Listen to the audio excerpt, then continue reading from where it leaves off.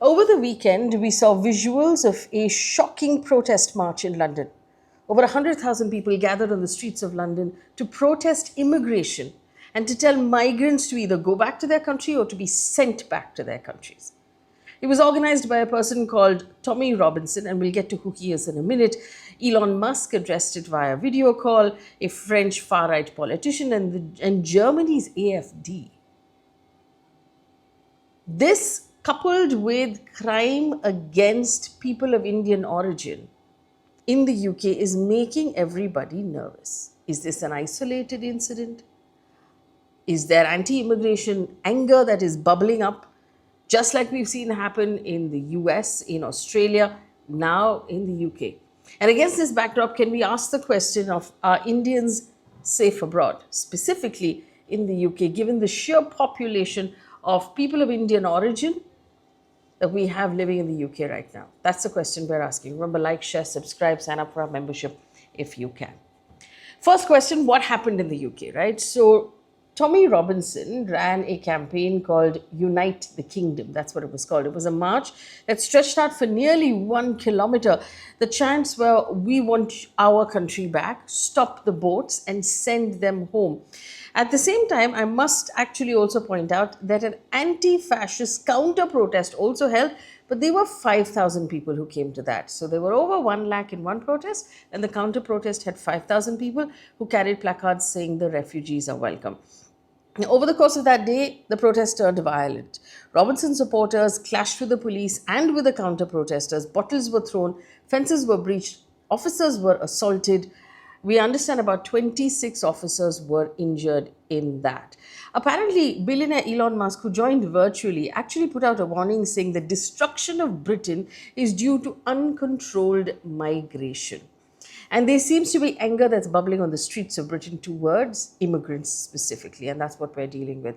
But I first want to take a look at who Tommy Robinson is. Now, that's not his real name, apparently. His real name is Stephen Yaxley Lennon. He is a convicted far-right agitator. He's a founder of something called English Defence League, and his record includes assault, fraud, and contempt of court. He was in fact banned from most social media platforms until Elon Musk bought X and then reinstated him. Robinson now has over 1 million followers, and he has a transatlantic network of support, as we have seen. But let me take a second to take a look at the migrant population in the UK and why this is bubbling up right now. Now, 16% of UK's entire population was born overseas. So that's about a little over 10 million people. London is the most diverse city in the country. 40% of the people who live in London right now were born outside of that country. India tops the chart. Apparently 9.2 lakh Indians when they were counted back in 2021. The largest migrant group in England and in Wales. 2.5 lakh Indians moved to the UK for study, work and family reasons in 2023 alone. Now, there was a poll done across the UK to figure out how they feel about migrants. Half of Britain, 52%, want immigration numbers reduced. Only 1/3 of them, though, see immigration as outrightly bad. They say that highly skilled migrants, health workers, remain welcome. The younger Britons and Labour voters generally are more supportive of immigrants than the Conservative ones. Let's take a look at where India stands specifically as far as the UK is concerned. Now, Robinson, in his protest, has specifically praised Hindus and called them a peaceful migrant community, and is even aligned with Hindutva voices in India. But Indians have not been insulated from the crime that we have seen happen. 2 recent attacks, in fact, I want to take you through, one of which we understand the police are now saying it was racially motivated. A British-born Sikh woman, so a citizen of that country, but a Sikh woman, so she's brown when you look at her, in her 20s, on Tuesday morning, so the 9th of September, was walking to work about 8:30. She was assaulted, she was beaten, and she was raped by 2 white men. And apparently, during the crime, they kept telling her, you don't belong in this country, go back to your own country. The police have said that this is a racially aggravated hate crime, and they are now still looking for these 2 people. There was another problem. 2 elderly Sikh men who were working as taxi drivers were attacked outside a railway station as well by 3 white males but young men between 17 and 25 years old. They assaulted the men, they forcibly removed their turbans, and apparently that was racially motivated as well. So what is happening now is that the fear has become palpable. Apparently, young professionals have told Business Standard that they are now scared to step outside. They say we are legal immigrants, but there is an anti-sentiment towards us, so status doesn't matter. So when this sort of petty crime happens, or this sort of hate-driven crime happens, they're normally not looking at whether you have the paperwork or whether you're actually a citizen. It's just crime that gets targeted towards skin color, and that is what's making people extremely nervous. Also, the British government is moving hard on immigration. Policy shifts that have happened recently. Visa rules have been tightened, higher salary thresholds. You need to have a higher salary in order to be able to get a visa. You have to have, better scores on an English test, shorter post-study stay. So basically, after you finish your university studies, you get a very short window of time in which you have to secure a job of a certain value, or you have to leave. Permanent residency apparently will also now take longer. Earlier it was about 5 years, now it's going to take about 10 years.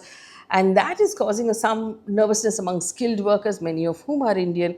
Net migration apparently has halved in the past year. So in 2024, 58,000 Indians left the UK after finishing their studies because the rules are too tight for them to be able to get those jobs and actually stay in the country. So there is pressure coming from all sides. But I want to, for a second, actually take a look at this Unite the Kingdom march that we saw happen over the weekend. What were their complaints specifically, and are those complaints valid, right? So first of all, they're complaining that protesters in the sound bites that they're giving us saying migrants are taking away jobs, resources and housing. They're talking about people crossing the channel on small boats, uncontrolled, unsafe migration. They're talking about the fact that migrants are coming in and putting pressure on their public services. So on healthcare, welfare, housing, education systems. And this is actually driving up UK's cost of a living crisis. They're also talking about crime concerns, saying that the street crime and disorder is because of immigration, that there is a loss of national identity. They're saying we want our country back, and there's heavy use of Union Jack and St. George's flags, the red and white flags that you saw, sort of fear that British culture is being diluted because it's not traditionally British anymore. There's this sort of anger that's building up also because politicians, and we should call him a politician like Tommy Robinson, are driving up anger towards one group of people and saying, no, that's the enemy. They're othering a group of people, saying your problems are because of the immigrant. And if we find a way to stop immigration, everything will become better again. But that is not the case. In fact, countries like the UK, like Canada, like Australia, like the US are actually in a position right now of economic decay. They're not able to create jobs for their people. They're not able to qualify their people to actually take those jobs, and that is where there is a problem. Now, let me give you the rebuttal to all of the things that these protesters are saying. The fact that migrants take away jobs. Migrants don't actually take away jobs. They fill shortages. So, for example, in UK's NHS or care sector, most of the doctors, the nurses, the servers are actually Indian, Filipinos, and Africans. Migrants are more likely to be of working age and have university degrees as opposed to UK-born citizens. And they actually shows that when migrants come in and start businesses of their own, they're actually creating overall employment and not reducing it. The fact that the argument of migrants draining public services, studies have actually shown that migrants pay more taxes. So, for example, when an Indian student or a foreign student goes to the UK, they pay a far higher fee or a tuition for their studies than a UK citizen for whom things are drastically subsidized, right? So, you're contributing higher to the economy. You're more likely to get a higher paid job, which means you're more likely to pay far higher taxes. So, you're actually contributing in a great deal. Skilled workers, specifically in healthcare, in IT and finance, contribute significantly to the GDP and actually create jobs, like I said. And so the idea that they're straining public services is actually not true at all. They're aiding public services. And in a lot of cases, especially within the Indian community, because they're so well-to-do, they opt for private services, private schooling, private healthcare, and private services. There is no consistent evidence at all that immigrants, in fact, increase crime. In fact, migrant communities have far lower than average crime rates because they tend to keep their heads down much more. To the argument that Britain is losing its identity, uh, that's actually not true at all, because polling shows that younger Britons are embracing diversity. It's actually a large part of who they are because of colonization. Because when they went around the world and colonized half the world, they actually brought a lot of that culture back into their culture. They have our kamarbans, they have our khichdi, which they made into kejuri, they have our food, they have our language. So they've gone around the world and brought in a lot of culture and now decided that they don't want it anymore. So there is a lot of rebuttal to what these protesters are saying. There doesn't seem to be a very clear, coherent argument to what they're saying. But I want to look specifically at the Indian community. Now, the Indian community is the single largest skilled migrant group in the UK. They dominate the National Health Service staffing, so doctors, nurses, care workers, IT, finance, hospitality, sectors where there was acute labor shortage, where people from the UK weren't able to fill those spots. That's where the Indians have come in. Indians have among the highest employment rates of any migrant group. So they create value and they're plugging critical gaps. They're creating more jobs. Indian students are the largest overseas community in the UK. They bring in billions of revenue to British universities, and most try to stay back on work visas, contributing to skilled labor in the UK. Let's take a look at the reputation of Indians in the UK, right? Indians, especially the Hindu community, are being seen as peaceful and law-abiding. In fact, Indian-born Britons Rishi Sunak, Sulela Braverman, Priti Patel are actually in government. They've occupied the highest offices in their country. And data shows that Indians are less likely to claim welfare benefits than other groups because they are a net contributor and not someone who stays on welfare. Of course, we have a shared history with that country, but there seems to be a hostile primary target to brown skin from the far right, directed largely at Muslims and asylum seekers.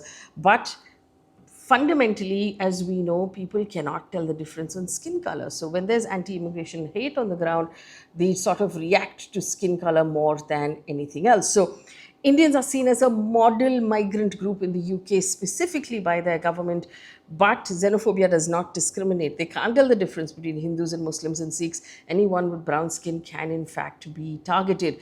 And it is really the problem of these politicians who are actually stirring up this anger, who are stirring up anger on arguments that are not based on data, on arguments that are not actually based in the truth. And it's up to the UK government at this point to assure the Indian community that safety will be ensured. But I want to take it one step further. We touched about this a little earlier.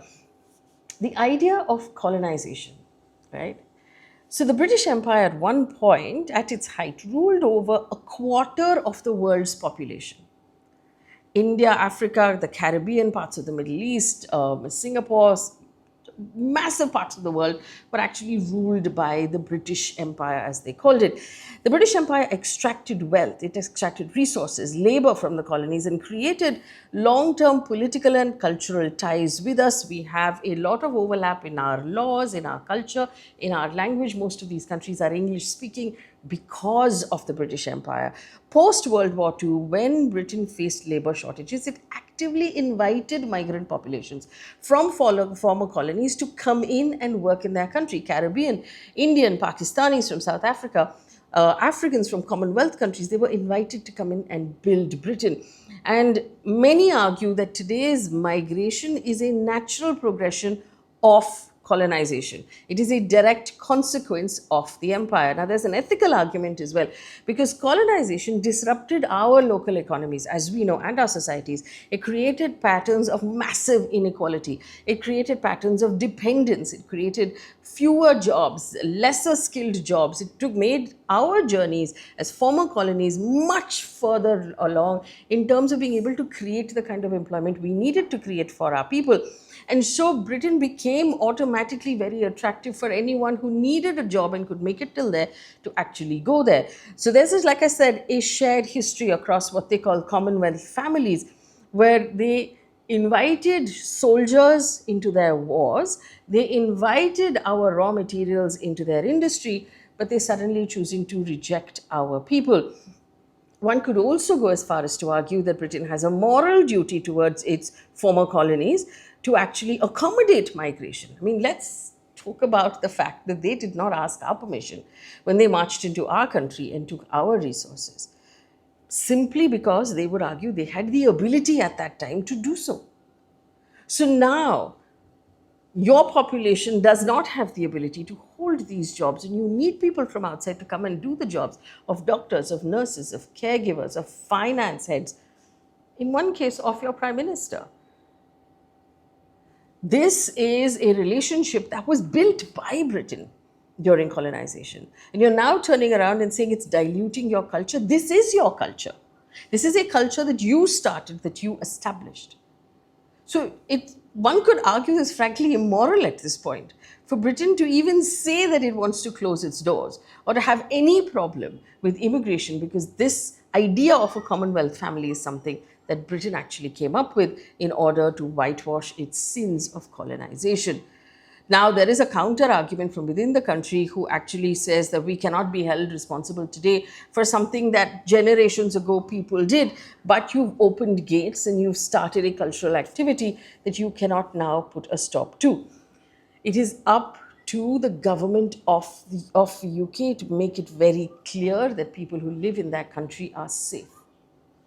Yes, by all means, take a harder look at immigration. It is up to you to tighten your laws if you need to. It is up to you to actually make it more and more difficult for people to illegally come in. It's up to you to form a refugee policy if you choose to. But for people who are legally there, who have visas, who are born in your country, who have citizenship, it is entirely your responsibility to ensure their safety. One would also expect that the Indian government will reach out to the UK government and ask them to do more to assure the Indian population or the Indian origin population there of better safety measures. And that should be the culture that they are actually protecting, that if you walk down the street of London, you will be safe and no one will assault you because of your skin color. That's the culture that you should actually be protecting. Leave me a comment in the comment section of your response to that anti-immigration protest, what it looked like, and what your reaction is to it.